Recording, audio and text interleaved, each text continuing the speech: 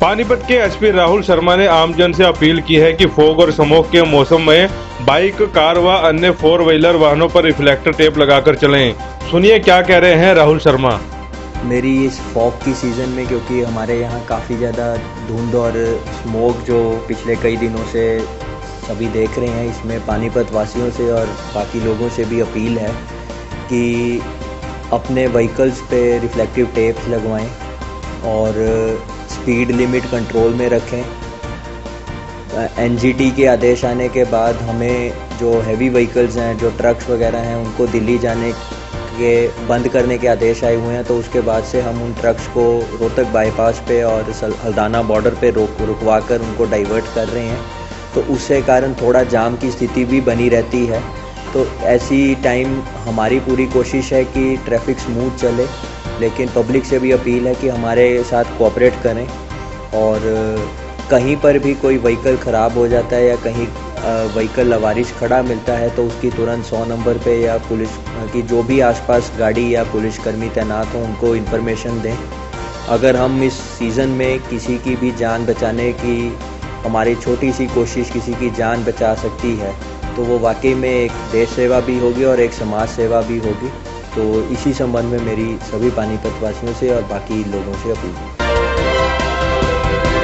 पानीपत नगर निगम के मेयर सुरेश वर्मा ने जिले में बनाए गए शौचालयों में घोटाले का आरोप लगाया है। वर्मा का कहना है कि तत्कालीन नगर निगम के आयुक्त वीना हुड्डा के समय में सार्वजनिक शौचालय बनाए गए थे जिसमें बड़ी धांधली हुई थी। वहीं मेयर का कहना है कि उनके साथ राजनीति हो रही है। उनका कहना है कि सभी वार्डों में जिम का सामान मंगाया जा रहा है, लेकिन मेरे वार्ड में जिम का सामान आते ही कुछ पार्षदों के पेट में दर्द हो गया। उनका कहना है कि कुछ समय पहले तक जो पार्षद विकास ना होने का रोना रो रहे थे, अब वो भाजपा के पाले में जाकर विकास कार्य गति से होने की बात कर रहे हैं। वर्मा ने कहा कि हाउस की मीटिंग में पास हो गया था कि पार्षद वार्ड के लिए मेहनत करता है और नेम प्लेट पर पार्षद का भी नाम होना चाहिए, लेकिन विधायक को ये चीजें शोभा नहीं देती कि गलियों में अपने नाम की नेम प्लेट लगाएं। वो जो शौचालय बनाए गए ना, वहाँ पर ना तो कोई सर्विस देने वाला, ना पानी की कनेक्शन है, ड्यूटी भी होगी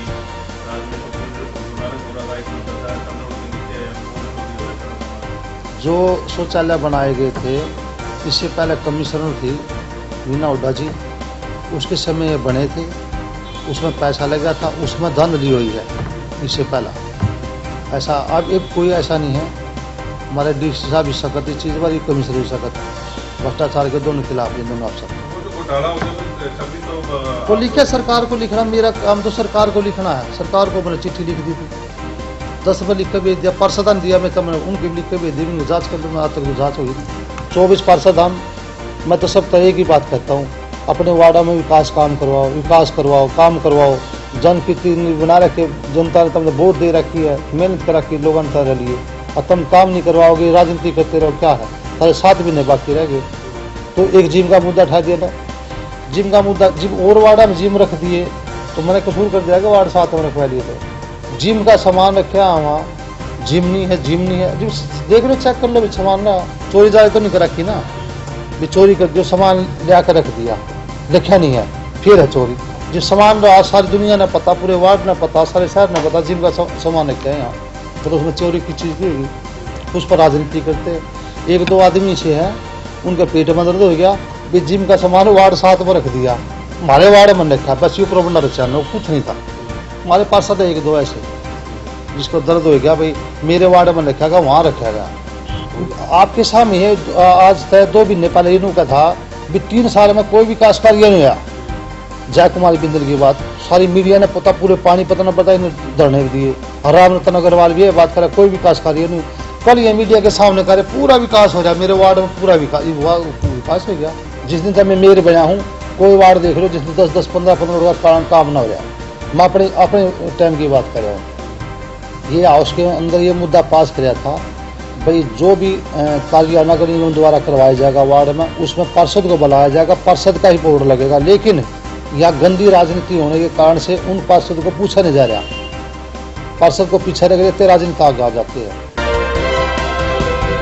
लघु सचिवालय में सक्षम युवाओं द्वारा अपनी आवाज को सरकार तक पहुंचाने के लिए सभा का आयोजन किया गया, जिसमें सभी सक्षम युवाओं द्वारा नियमित रूप से कार्य प्रदान न किए जाने के कारण तथा हर महीने के माह के अंतिम दिनों में कार्य के लिए बनाए जाने पर रोष प्रकट किया।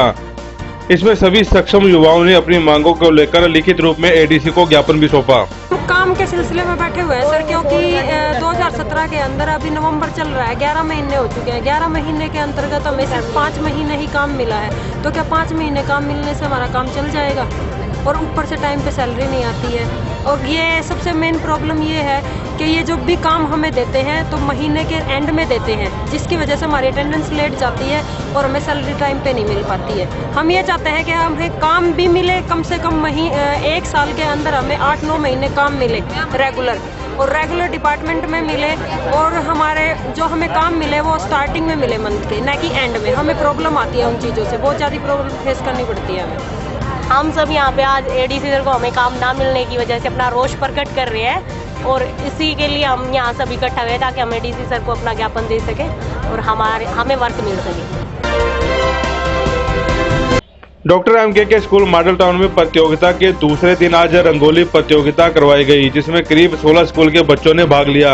बच्चों द्वारा बनाई गई रंगोली ने सबका मन मोह लिया। डॉक्टर एमके स्कूल में साइंस फेस्ट 3 दिन का चल रहा है, आज उसका दूसरा दिन है। कल हमने 2 एक्टिविटीज़ उसमें करी थी, जिसमें साइंस एग्जीबिशन था और सेकंड एक्टिविटी डिबेट प्रोग्राम था। आज हमारे 2 एक्टिविटीज़ और हैं, जिसमें रंगोली कंपटीशन है और इसमें 14 स्कूल्स ने पार्टिसिपेट किया है। उसके साथ साथ आज हमारी सेकंड एक्टिविटी डेक्लेमेशन कॉन्टेस्ट है, इसमें भी 14 स्कूल लगभग पार्टिसिपेट कर रहे हैं। और ये दोनों प्रोग्राम हमारे 2 अलग अलग एरेना में चल रहे हैं और मैक्सिमम पार्टिसिपेशन है, और बहुत ज़्यादा बच्चों ने ज़ील और एंथुजियाज्म में इसमें पार्टिसिपेट करके और वो इस इवेंट को और ज़्यादा अच्छा बना रहे हैं। 14 स्कूलों ने आज पार्टिसिपेट किया।